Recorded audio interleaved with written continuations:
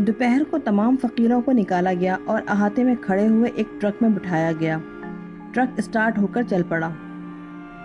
پھر اس نے کوئی 6 گھنٹے تک مسلسل سفر کیا اور پھر ایک جگہ رک گیا۔ پولیس والے نیچے اترے اور انہوں نے ٹرک کا پچھلا حصہ کھول کر فقیروں سے نیچے اترنے کے لیے کہا۔ سب نیچے اترنے لگے، مگر سمجھ میں کچھ نہیں آ رہا تھا۔ ویران اور لاقدک جگہ تھی، دور دور تک ریتیلی زمین اور اس میں اگی ہوئی تھوہر کی جھاڑیاں، پرندے اور دوسرے جانور بھی نظر آ رہے تھے۔ پتہ نہیں یہ لوگ یہاں لا کر ہمارے ساتھ کیا کرنا چاہتے تھے۔ فقیروں نے احتجاج شروع کر دیا اور چیخنے چلانے لگے۔ پولیس والوں نے ان میں سے چند کو ڈنڈوں سے مارا۔ ایک موٹا تازہ پولیس والا کہنے لگا، شہر کا بیڑا غرق کر کے رکھ دیا تم لوگوں نے، اب رہو یہاں بھوکے پیاسے اور جاؤ سیدھے جہنم میں۔ کم بختوں سے کام کاج ہوتا نہیں ہے، ہٹے کٹے مستنڈے ہو اور بھیک مانگ کر ہماری حق تلفی کرتے ہو۔ پولیس والے ٹرک میں چڑھنے لگے۔ کچھ معذور فقیروں نے کہا، بابا اللہ تمہارا بیڑا غرق کرے، واپس شہر پہنچنا نصیب نہ ہو تمہیں، ٹرک کا حادثہ ہو جائے۔ ارے ہم سے تو کچھ اور کہا تھا تم لوگوں نے۔ ارے یہاں کیا کریں گے ہم، تمہارا ستیہ ناس ہو۔ پولیس والے ہنستے رہے، ٹرک پہ چڑھ گئے اور ٹرک سٹارٹ ہو کر آگے بڑھ گیا۔ واقعی بڑا عجیب کام کیا تھا ان لوگوں نے۔ اس ویرانے میں تو بھوک اور موت کے سوا کچھ نہیں تھا۔ فقیر روتے پیٹتے رہے، پولیس والوں کو گالیوں سے نوازتے رہے، کچھ ادھر ادھر منتشر ہو گئے۔ ان میں سے کچھ فقیر اونچائی کی جانب بڑھنے لگے۔ پھر دفعتاً ان میں سے ایک نے کہا، ادھر آبادی ہے، ہم آبادی سے زیادہ دور نہیں ہیں، ارے چلو بھائیوں، وہ تو کوئی مزار ہے، ذرا اوپر چڑھ کر تو دیکھو، بڑا سا جھنڈا نظر آ رہا ہے اور مزار کا گنبد بھی۔ شوقین فقیر اس جانب دوڑے، بلندی تھی تھوڑی سی، وہ بھی اوپر چڑھے اور شاید اطلاع دینے والے فقیروں کی بات کی تصدیق ہو گئی۔ وہ سب ہنسنے مسکرانے لگے، قہقہے لگانے لگے۔ معذور فقیروں میں سے کچھ نے کہا، ارے بھائیوں، اگر لمبا فاصلہ ہے تو ہمیں بھی اپنے ساتھ لے چلو، ہم وہاں تک کیسے پہنچیں گے؟ مزدوری کون دے گا؟ سودے طے ہونے لگے۔ کچھ نے کچھ کو اپنے کندھوں پہ لاد لیا۔ جن کی مزدوری طے نہیں ہوئی تھی وہ خود ہی بلندی کی جانب گھسیٹنے لگے۔ میں خاموش اپنی جگہ بیٹھا ہوا تھا۔ ایک فقیر نے جو سب سے آخر میں رہ گیا تھا میری طرف دیکھتے ہوئے کہا، ابے تو نہیں چلے گا کیا؟ ادھر یقیناً لنگر مل جائے گا، یہاں تو بیٹا کھانے کے لیے گھاس بھی نہیں ہے۔ میں نے مسکرا کر اسے دیکھا اور کہا، تمہارا شکریہ بھائی، چلا جاؤں گا، میرے تو پاؤں ٹھیک ہیں۔ فقیر نے شانے ہلائے اور بلندی کی جانب بڑھ گیا۔ میرے دل میں کوئی تجسس پیدا نہیں ہوا تھا۔ شام جھکتی چلی آ رہی تھی، ہوا میں خنکی پیدا ہونے لگی تھی۔ میں سوچنے لگا کہ اب مجھے کیا کرنا چاہیے۔ بدن لاغر تھا، ہاتھ پاؤں بے شک سلامت تھے، لیکن اتنی جان نہیں تھی کہ کوئی طویل فاصلہ طے کرتا۔ بدن کا خون نکل جانے کے بعد سے اب تک ایسی نقاہت بدن پر طاری رہی تھی۔ بہرحال شام کے جھٹپٹے رات کی سیاہیوں میں تبدیل ہونے لگے۔ کچھ فاصلے پر 2 عجیب سے کالے رنگ کے مڑے توڑے پھل سے پڑے ہوئے تھے، پتہ نہیں کیا شے تھی۔ آہستہ آہستہ آگے بڑھا، اٹھایا، ٹٹول کر دیکھا، پھر ان میں سے ایک پھل توڑا۔ کوئی صحیح اندازہ نہیں ہو سکا کہ کیا چیز تھی، پھینک دیا اور اس کے بعد ٹھنڈی سانس لے کر تھوڑا سا آگے بڑھ گیا۔ بلندی پر پہنچ کر میں نے بھی کافی فاصلے پر اندازے کے مطابق 2-2.5 فرلانگ پر آبادیاں دیکھیں۔ غالباً کوئی مزار ہی تھا۔ قریب و جوار میں مکانات وغیرہ نظر نہیں آ رہے تھے، لیکن روشنیاں تھیں، عمارت بنی ہوئی تھی اور اس کے اطراف میں اچھے خاصے لوگ موجود تھے۔ تھوڑے تھوڑے فاصلے پر کچھ کچی پکی قبریں بھی نظر آ رہی تھیں۔ پتہ نہیں کون سا علاقہ تھا، غالباً بہت بڑا قبرستان تھا۔ زائرین کی گاڑیاں وغیرہ بھی کھڑی نظر آ رہی تھیں۔ وہ فقیر جو یہاں سے گئے تھے شاید یہ فاصلہ طے کر کے مزار شریف تک پہنچ گئے تھے، کیونکہ اس جگہ سے وہاں تک کے راستے میں اب کوئی نظر نہیں آ رہا تھا۔ میں نے ایک گہری سانس لی۔ اس علاقے کے بارے میں واقعی کوئی اندازہ نہیں ہو سکا۔ چلو، ضرورت مندوں کا کام تو بن ہی گیا۔ مجھے تو بھوک بھی نہیں لگ رہی تھی، وہیں ایک پتھر سے ٹیک لگا کر بیٹھ گیا۔ دور جگمگاتی روشنیاں بھری لگ رہی تھیں۔ پھر ہوا کے دوش پر تیرتی ہوئی اذان کی آواز سنائی دی، اللہ اکبر، اللہ اکبر، جل شانہ۔ میرے منہ سے بے اختیار نکل گیا، دل میں ایک ہوک سی اٹھی۔ اذان کی تکرار کرنے لگا۔ روحانی سکون محسوس ہوا تھا، دنیا کی ہر نعمت سے زیادہ لذت انگیز تھا اذان ختم ہو گئی۔ پتھر کا سہارا لے کر کھڑا ہو گیا، آنکھوں سے آنسو رواں ہو گئے، ہچکیاں بن گئیں، لرزتی ہوئی آواز نکلی، لڑکھڑاتی ہوئی غیر یقینی آواز میں نماز کی نیت باندھی، الحم شریف کا تصور کیا، ذہن ساتھ دینے لگا، آیت یاد آتی رہیں، ہچکیاں بن گئی تھیں، برسوں کا چھینا ہوا سرمایہ واپس عطا ہو گیا تھا، سب کچھ یاد آ گیا تھا، روح کو طہارت عطا ہو گئی تھی، رکوع سجدہ رو رو کر نماز پڑھتا رہا، سجدے سے سر اٹھانے کو جی نہیں چاہ رہا تھا، مگر نماز پوری کرنی تھی، اعتماد بڑھ گیا تھا، نماز مکمل کر لی۔ بدن تھا کہ آگ کی طرح تپ اٹھا تھا، کسی کمزوری کا نام و نشان نہیں تھا، مسرت کی لہریں اٹھ رہی تھیں، مجھے میرا سرمایہ واپس مل گیا، مجھے میرا سرمایہ واپس مل گیا، اور کچھ نہیں چاہیے تھا۔ اسی جگہ بیٹھا رہا، عشاء کی اذان سنائی دی، پھر نماز کے لیے کھڑا ہو گیا، رات بھیگتی جا رہی تھی، پھر نہ جانے کیا وقت ہو گیا، پلکیں جوڑنے لگی، وہیں لیٹ گیا، آنکھیں بند کر لیں، سردی بہت بڑھ گئی تھی، بدن سکوڑ لیا، نیند آ گئی، غالباً نیند غنودگی کی کیفیت تھی کہ کچھ آہٹیں سنائی دیں، آنکھیں کھول کر دیکھا، 2 سائے نظر آئے، اسی سمت آ رہے تھے، خاموش لیٹا رہا، پھر ایک آواز سنائی دی، ارے یہ کون ہے؟ کوئی سائل ہے، رکو، کسی نے کہا، اور وہ میرے پاس رک گئے۔ میاں صاحب بھوکے ہو؟ شکر ہے، میرے منہ سے نکلا۔ روٹی کھاؤ گے؟ کھائیں گے، لو یہ لو۔ ان میں سے ایک نے جھک کر 2 روٹیاں جن پر دال رکھی ہوئی تھی میرے ہاتھوں پر رکھ دی۔ شکر الحمدللہ، میں نے کہا اور بڑے احترام سے رزق لے لیا۔ یہ پانی ہے، دوسرے نے آپ خورا میرے حوالے کر دیا۔ سردی ہے، یہ کمبل اوڑھ لینا۔ پہلے نے کمبل اپنے شانے سے اتار کر میرے قریب رکھ دیا۔ اللہ اجر عطا فرمائے، میں نے کہا۔ آؤ، پہلے نے دوسرے سے کہا اور دونوں آگے بڑھ گئے۔ شکم سیری ہو گئی، آپ خورے سے پانی پیا، سردی اور بڑھ گئی، خنک ہوائیں تیز ہو گئی تھیں اور معدے میں وزن بڑھا تو دوسرے احساسات بھی جاگ اٹھے تھے۔ کمبل یاد آیا، جلدی سے اٹھا کر بدن کے گرد لپیٹ لیا۔ نہ جانے کون خدا کے نیک بندے تھے، بڑے کام آئے۔ دل سے دعا نکلی، وہیں لیٹ گیا، کمبل بدن کے گرد لپیٹ لیا۔ مزید سردی لگی تو چہرہ بھی ڈھانک لیا، اور چہرہ ڈھکتے ہی ایک عجیب سی روشنی کا احساس ہوا۔ آنکھیں بند کر لیں، لیکن روشنی کم نہ ہوئی۔ دیر تک ساکت رہا، پھر بدن گرم ہو گیا، کمبل نے سردی سے نجات دلا دی۔ ماموں ریاض یاد آئے، نہ جانے وہ کون لوگ تھے اور ماموں کو کہاں لے گئے۔ منظر آنکھوں کے سامنے گھوم گیا۔ معمر شخص نے ماموں ریاض کی انگلیوں میں انگلیاں ڈالتے ہوئے کہا، آئیے۔ ماموں ریاض خاموشی سے ان کے ساتھ آگے بڑھ گئے۔ وہ لوگ انہیں لے کر انسپکٹر کے کمرے میں آئے۔ بیٹھیے، انسپکٹر نے کہا۔ عورت اور لڑکا بیٹھ گئے، پھر معمر شخص بھی۔ انسپکٹر نے ماموں ریاض سے کہا، آپ بھی بیٹھیے۔ جی میں؟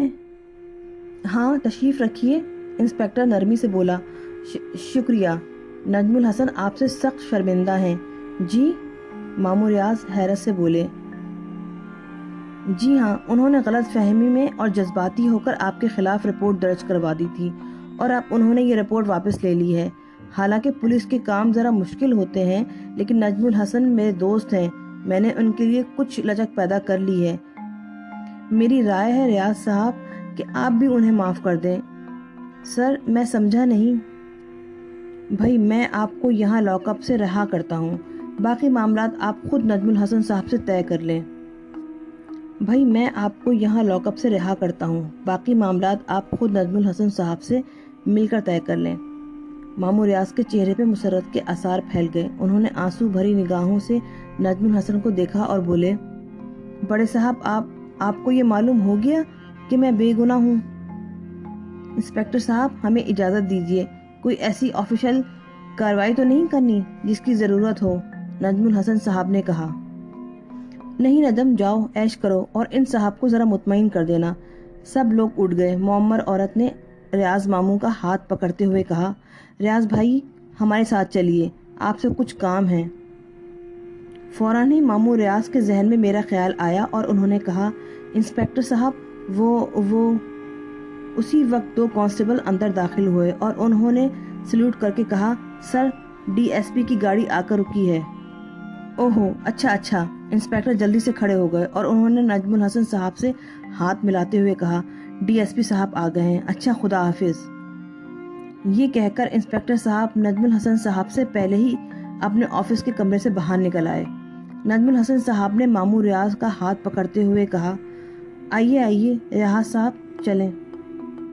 ماموں ریاض غالباً میرے بارے میں کچھ کہنا چاہتے تھے، لیکن یہ موقع نہیں تھا، چنانچہ وہ خاموشی سے نجم الحسن صاحب کے ساتھ باہر نکل آئے۔ باہر ایک کار کھڑی ہوئی تھی۔ نجم الحسن صاحب نے انہیں ڈرائیور کے ساتھ بٹھایا۔ پچھلے حصے میں وہ نوجوان لڑکا، معمر خاتون اور نجم الحسن صاحب بیٹھے اور کار اسٹارٹ ہو کر تھانے کی عمارت کے احاطے سے باہر نکل آئی۔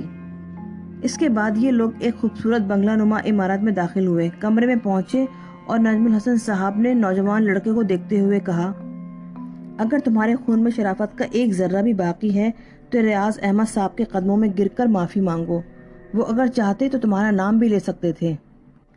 کیا دھرا سب کچھ تمہارا تھا، ہم نے انہیں بے عزت بھی کیا، تھانے بھی بھجوایا، اور انہیں سزا بھی ہو سکتی تھی اس الزام میں۔ کچھ غیرت ہے تمہارے اندر؟ نوجوان لڑکا آگے بڑھا اور اس نے جھک کر ریاض ماموں کے پیر پکڑنے چاہے۔ ریاض ماموں نے اسے بازوؤں سے پکڑ کر کھڑا کر دیا اور کہنے لگے، بیٹے میری مجبوریاں ہیں۔ میں نے تم سے کئی بار کہا کہ جو رقم تم مجھ سے لیتے رہے ہو اس کا کسی نہ کسی شکل میں اندراج کروا دو۔ تمہارے ابو تمہیں معاف کر سکتے ہیں، میرے لیے مشکل ہو جائے گی، لیکن خیر تقدیر میں یہ بھی لکھا تھا۔ اور پھر ماموں ریاض کے ذہن میں میرا تصور ابھر آیا، لیکن ان کی سمجھ میں نہیں آیا تھا کہ نجم الحسن صاحب سے وہ کیا کہیں۔ تاہم انہوں نے اتنا ضرور کہا، بڑے صاحب جو کچھ ہوا وہ اللہ کی مرضی تھی، اور اللہ کا کوئی کام مصلحت سے خالی نہیں ہوتا۔ وہاں تھانے کے لاک اپ میں میری ملاقات ایک ایسے نوجوان لڑکے سے ہوئی جو وہاں بند تھا، لیکن میرے اس سے ایسے رابطے ہیں کہ میں آپ کو بتا نہیں سکتا۔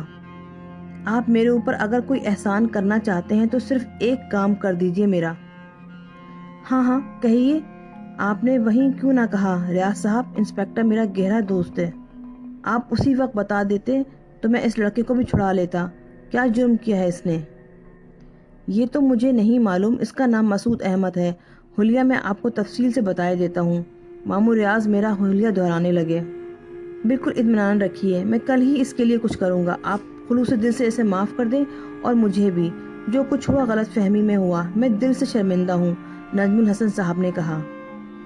تقدیر میں جو لکھا ہوتا ہے وہ کسی نہ کسی شکل میں ضرور پورا ہوتا ہے۔ اللہ کا شکر ہے میری عزت بحال ہو گئی ہے۔ دماغ میں غنودگی طاری ہو گئی اور پھر گہری نیند آ گئی۔ صبح اذان کی آواز نے جگا دیا۔ ہڑبڑا کر کھڑا ہو گیا۔ وہی جگہ تھی، مدھم مدھم اجالا پھیلتا جا رہا تھا۔ ادھر ادھر دیکھا، پانی دستیاب نہیں تھا۔ آپ خوری کی شفاف مٹی سے تیمم کیا اور نیت باندھ کر کھڑا ہو گیا۔ بدن توانا تھا۔ خشوع و خضوع سے نماز پڑھی، دل و دماغ شاد ہو گئے۔ سورج کی پاکیزہ کرنیں انہیں چھونے لگی تھیں۔ ادھر ادھر دیکھا، پھر مزار شریف کی طرف، اور پھر کمبل اٹھا کر کاندھے پہ ڈالا اور وہاں سے آگے بڑھ گیا۔ رخ مزار شریف کی طرف تھا، فاصلہ محسوس ہی نہ ہوا۔ کچھ دیر کے بعد وہاں پہنچ گیا۔ گو قریب و جوار میں باقاعدہ کوئی شہر یا بستی آباد نہیں تھی، لیکن یہ خود بستی بھی کم نہیں تھی۔ زائرین کے لیے قیام گاہیں بنی ہوئی تھی، دکانیں لگی ہوئی تھیں، لوگ ادھر ادھر جا رہے تھے۔ ایک بزرگ کو دیکھا، سفید کپڑے پہنے ہوئے تھے، 2 بڑے تھیلے دونوں ہاتھوں میں لٹکائے ہوئے تھے، میری طرح نڈھال نظر آ رہے تھے۔ مجھے امداد طلب نظروں سے دیکھا، پھر اشارہ کیا تو میں قریب پہنچ گیا۔ میاں مزدوری کرو گے؟ وہ بولے، ضرور کریں گے، یہ تھیلے وہاں پہنچانے ہیں۔ انہوں نے کافی فاصلے پہ اشارہ کیا۔ بسم اللہ۔ میں نے جلدی سے تھیلے اٹھا لیے۔ پہلے پیسے بتا دو، جو عنایت فرمائیں گے لے لیں گے، بعد میں جھگڑا نہ کرنا۔ نہیں کریں گے۔ آئیے۔ میں تھیلے سنبھال کر آگے چل پڑا۔ بزرگ میرے پیچھے پیچھے چلے آ رہے تھے۔